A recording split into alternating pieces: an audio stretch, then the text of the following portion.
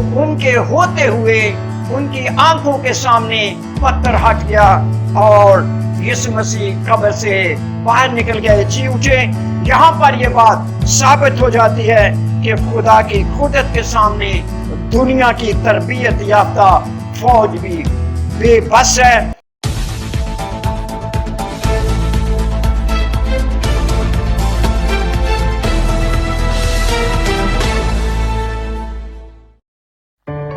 SBS Bible T V کے channel کو subscribe کیجیے اور بیل کے آئیکن کو ضرور پریس کیجیے تاکہ نئے سے نئے آنے والے ٹاک شو، پیغامات اور پروگرامز آپ تک سب سے پہلے پہنچ سکیں۔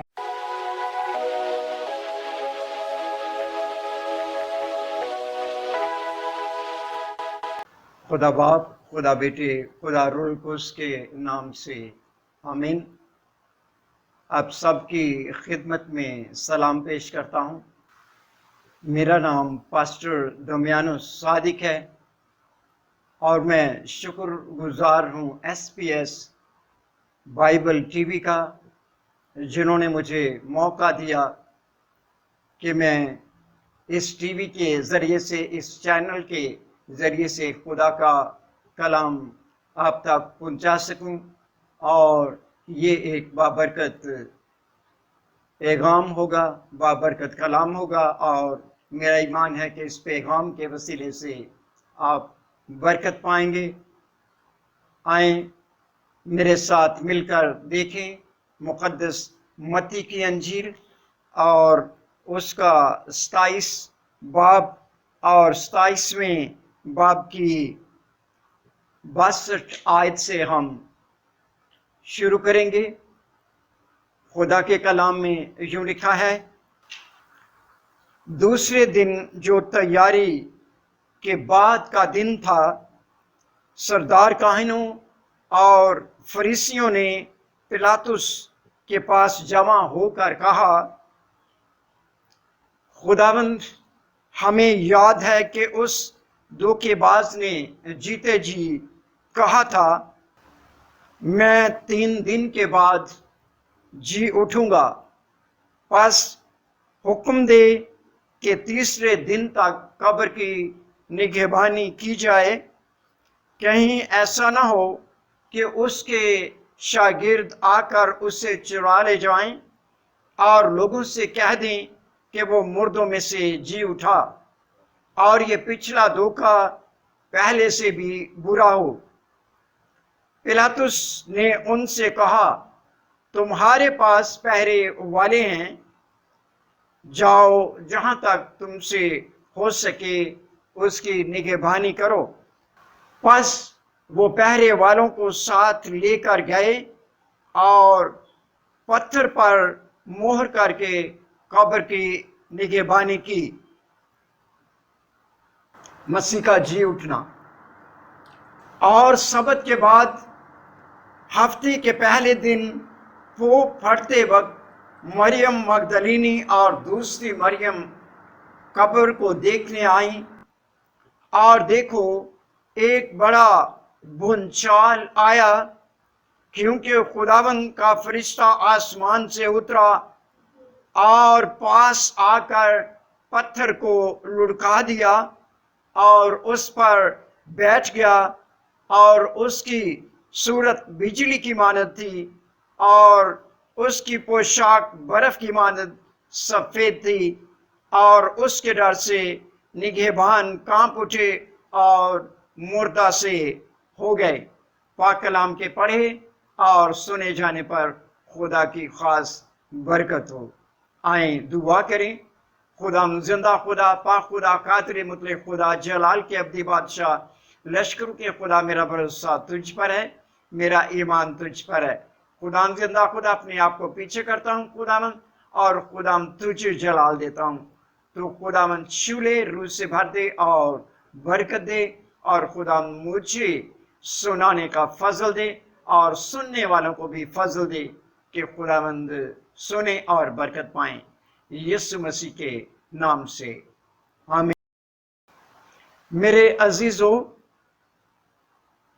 میرا آج کا جو ٹاپک ہے وہ یسوع مسیح کی تدفین اور اس کے جی اٹھنے کے بارے میں ہے، یعنی مسیح کی تدفین اور اس کے جی اٹھنے کے حقائق۔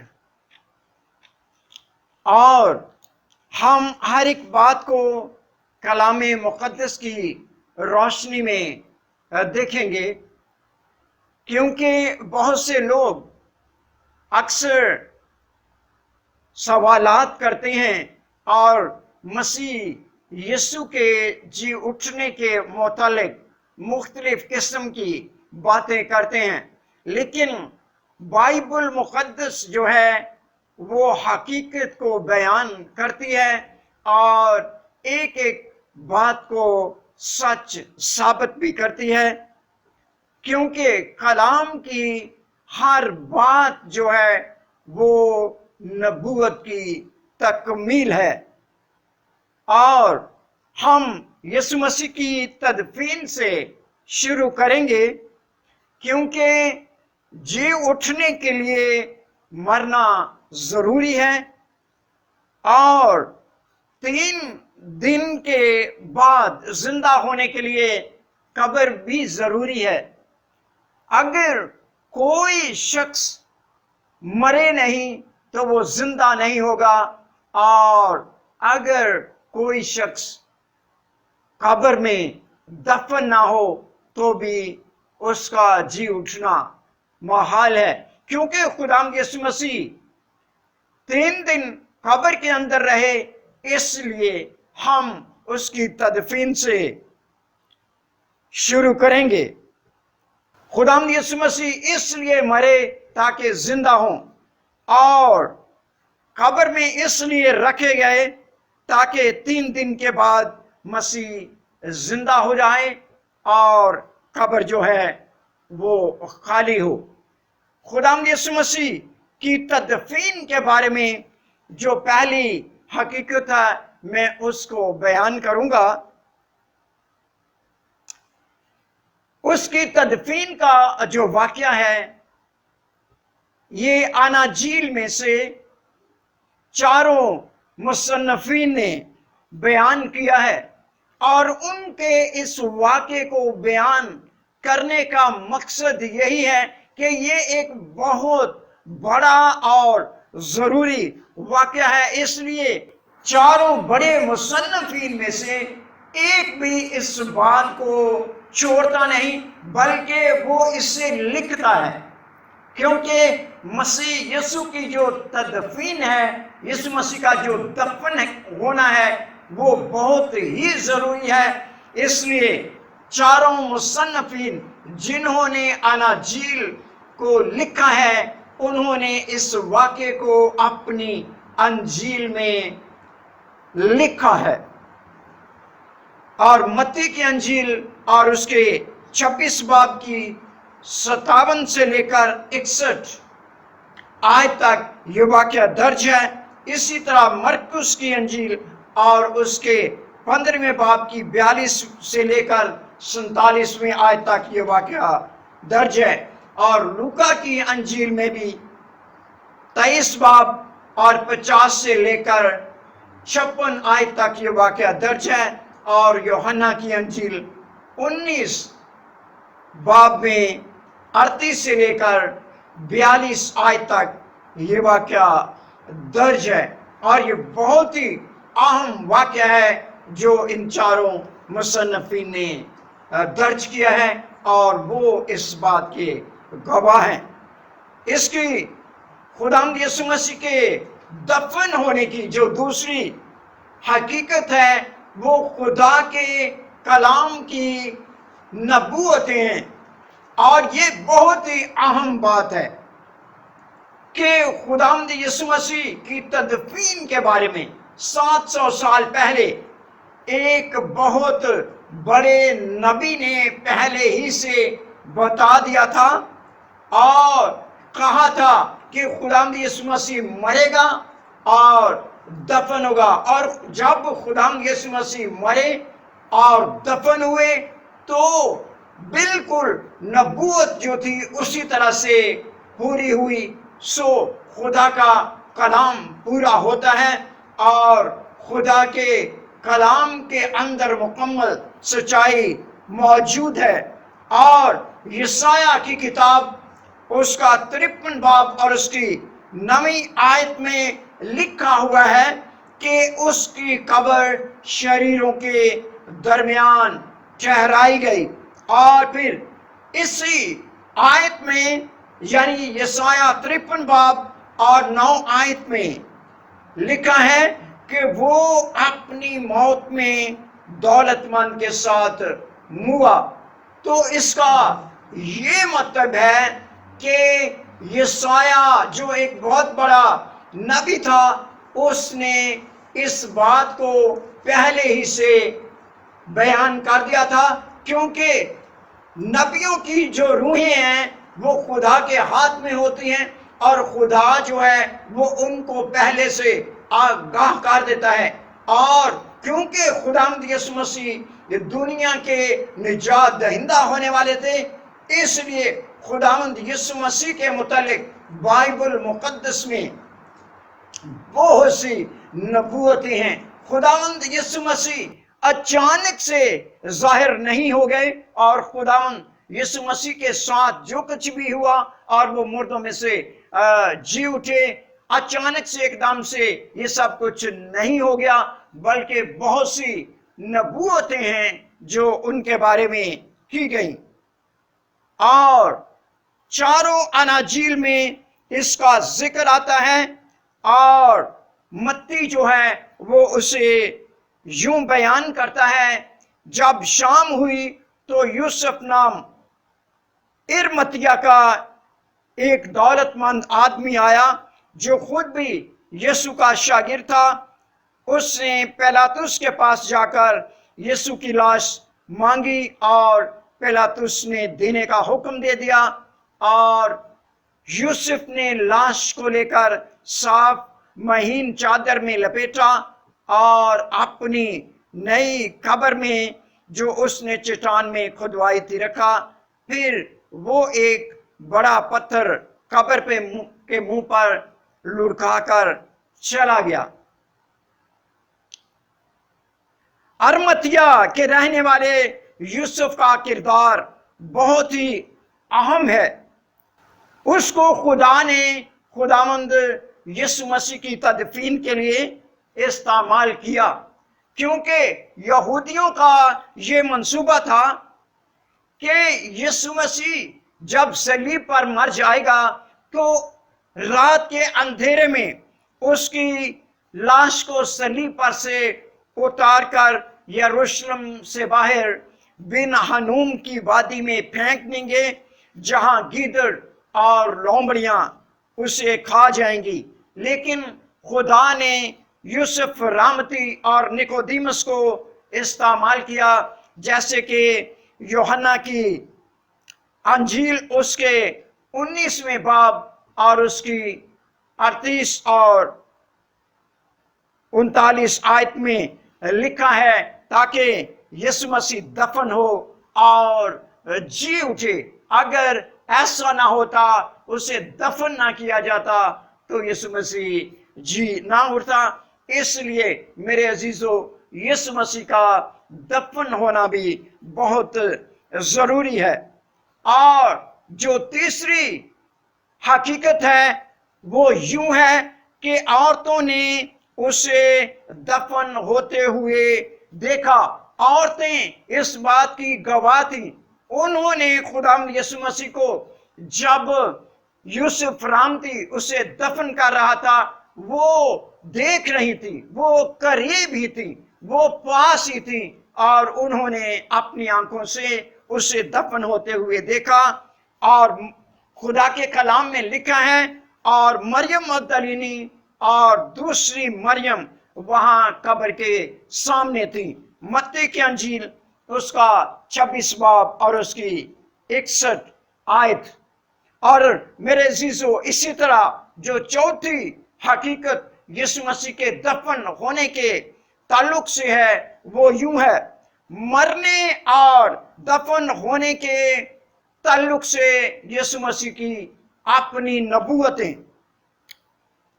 यीशु मसीह ने लूका की अंजील और उसके 11 बाब की 29 और 30 आयत में यूं फरमाया है, इस जमाने के लोग बुरे हैं, वो निशान तलब करते हैं, मगर यूना के निशान के सिवा कोई और निशान उनको ना दिया जाएगा, क्योंकि जिस तरह यूना निनवा के लोगों के लिए निशान ठहरा, उसी तरह इब्ने आदम भी इस जमाने के लोगों के लिए निशान ठहरेगा।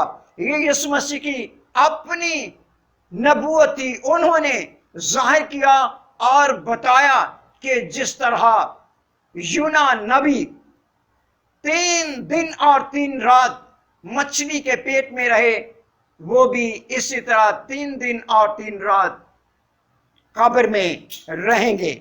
और इसी तरह हम यूहन्ना की अंजील और उसके 2 बाब की 19 और 20 आयत को देखेंगे। यहां पर यीशु मसीह फरमाते हैं, इस मकदस को ढा दो तो मैं उसे 3 दिन में खड़ा कर दूंगा। यहूदियों ने कहा, 40 वर्ष में ये मकदस बना है, क्या तू उसे 3 दिन में खड़ा करेगा? मगर उसने अपने बदन के मकदस की बाबत कहा था। तो मेरे अजीजों, खुदावंद यीशु मसीह ने खुद भी नबूवत की थी कि वो कब्र में दफन होंगे, और ये 2 बातें बाइबल मुकद्दस में से मैंने आपके सामने पढ़कर आपको सुनाई हैं।